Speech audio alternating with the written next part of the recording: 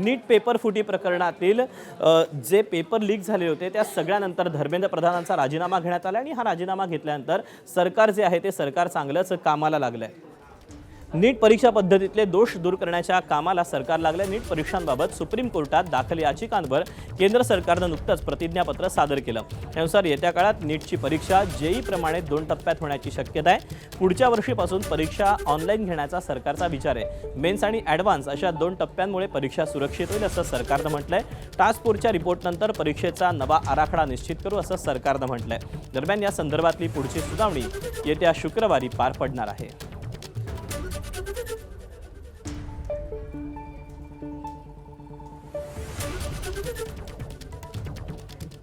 दरम्यान एकीकडे या सगळ्या परीक्षांबाबत सगळं सुरू असताना दुसरीकडे राज्यामध्ये होमिओपॅथी डॉक्टर आणि ॲलोपॅथी डॉक्टर यांच्यातला जो संघर्ष आहे, यांच्यातला जो वाद आहे तो अधिक तीव्र होताना पाहायला मिळतोय।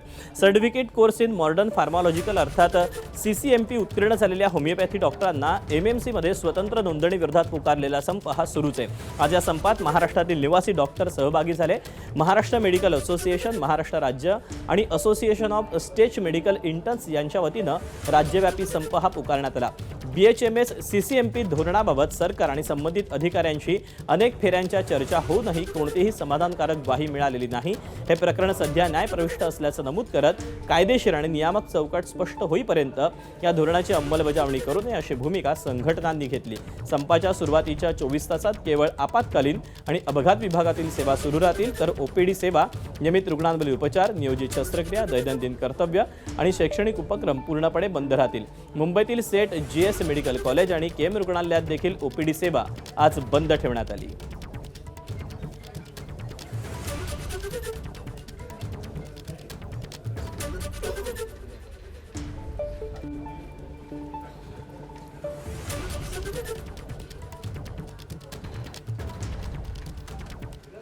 मुंबईप्रमाणेच तिथे उपराजधानी नागपूरमध्ये देखील या सगळ्या पार्श्वभूमीवर जे सर्वात मोठं रुग्णालय आहे त्या रुग्णालयातले डॉक्टर देखील संपावर गेलेले होते।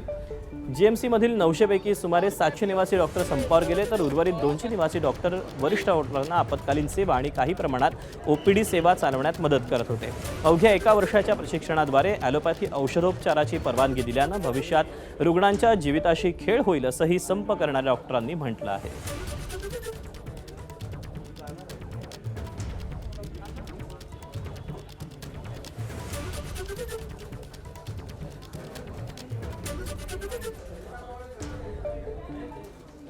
दरम्यान एकीकडे ही सगळी प्रक्रिया किंवा हा सगळा संप सुरू असताना दुसरीकडे मात्र होमिओपॅथी डॉक्टरांनी जल्लोष व्यक्त केलेला आहे। अर्थात याला कारण आहे ते म्हणजे या डॉक्टरांना महाराष्ट्र मेडिकल काउन्सिलमध्ये नोंदणी मिळाल्यानं हे सगळ्या डॉक्टर जे आहेत त्यांच्यामध्ये उत्साहाचं वातावरण पाहायला मिळतं। सरकारनं होमिओपॅथी डॉक्टरांना ग्रामीण भागात दर्जेदार आरोग्य सुविधा नागरिकांना मिळाव्यात यासाठी होमिओपॅथी डॉक्टरांना CCMP हा कोर्स दिला आणि त्यामुळे ग्रामीण भागातील जनतेला दर्जेदार आरोग्य सुविधा मिळतील असाही दावा होमिओपॅथी डॉक्टरांनी केला।